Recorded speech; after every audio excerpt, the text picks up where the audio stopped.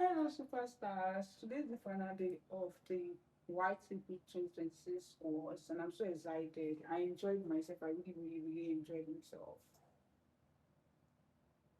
Apply for opportunities, whether it is scholarship, fellowship, international conferences, or even your dream roles, can easily feel like a full-time job, honestly. But it doesn't have to leave you burnout.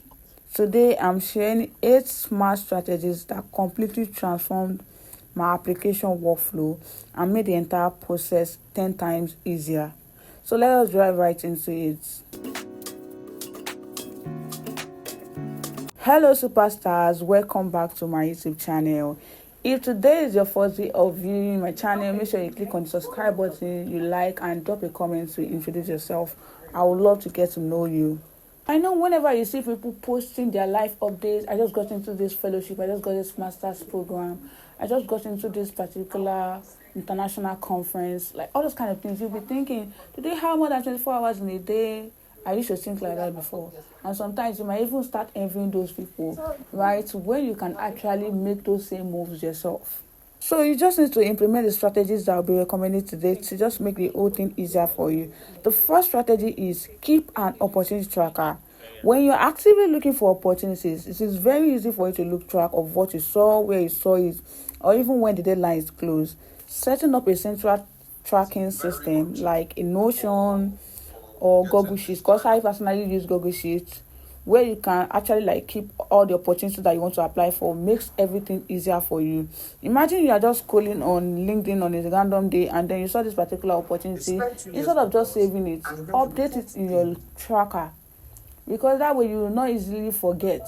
Most of the time we bookmark a lot of things on the internet, but we rarely go back to them. Remember, when last did you go back to your bookmarks? You can just create a tracker on Google Sheets, name of the opportunity, the link, the deadline, the status, like have you started applying, or you have not applied, or you have finished your application. So you just be changing the status as you actually progress with the opportunity. Second one is maintain a brag sheet. A brag sheet is more like a document where you keep things that you are actually proud of. It does not even matter how small or how big it is. So when application asks for specific impact matrix or achievements, relying on your memory alone actually leads to you thinking that you don't even have anything that you can even add, or you can even end up underselling yourself.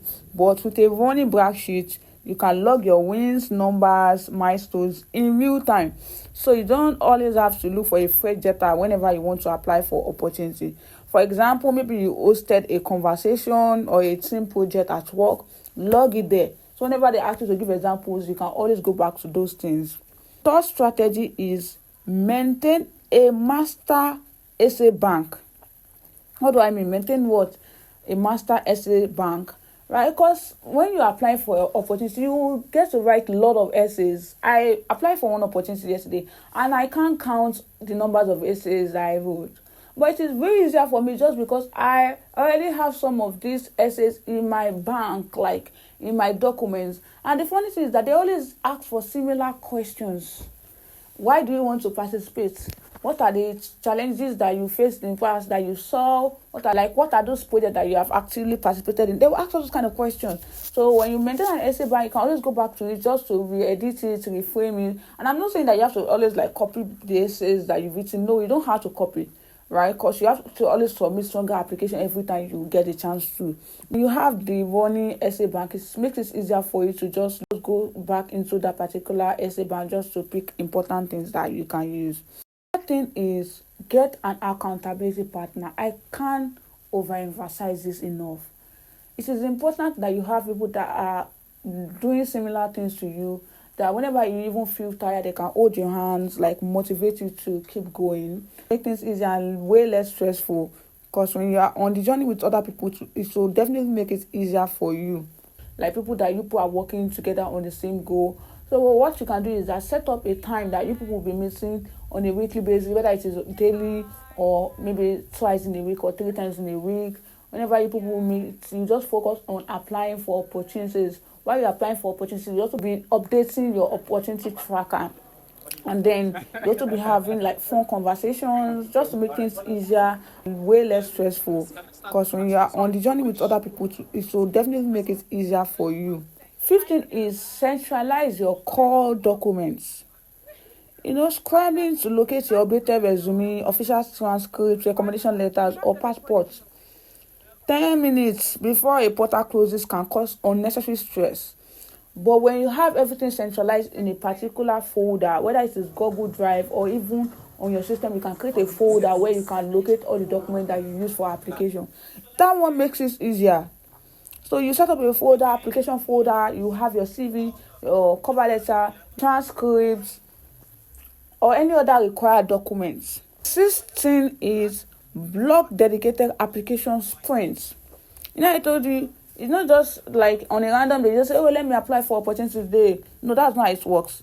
Make sure you block a time on your calendar.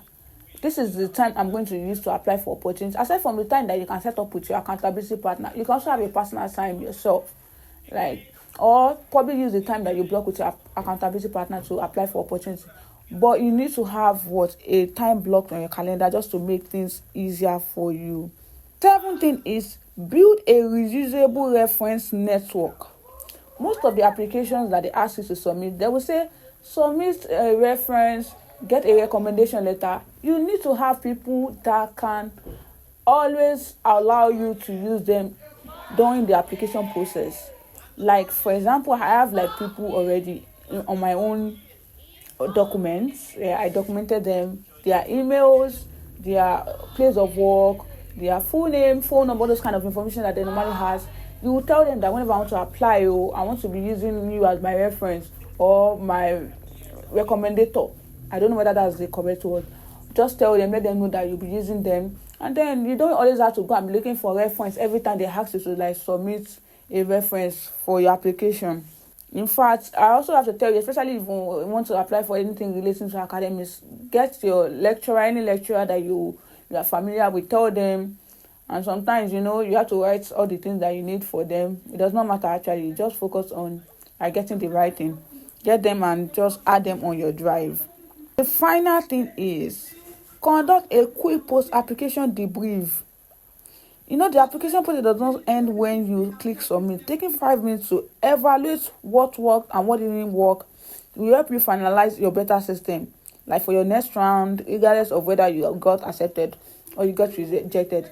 There was a time that I was rejected for a particular application, and I was thinking it through that, what can I do to make my current application better? I know if you have seen my post, I got into the Young Talents program 2026 cohort. I applied last year, but I didn't get it. So when I wanted to submit my application for this year's cohort, I made sure that I look at those things that I did wrong in my last application, and I made sure that I did them right. I did better. I submitted better application, and that is always the goal. The goal is always to submit better application whenever you have the chance to do that. So sometimes you can also add quick lessons. And aside from the application debrief, you can always reach out to people that have applied for that application before. If it is a major application, ask them for advice. What can you do right? What are those things that you can implement?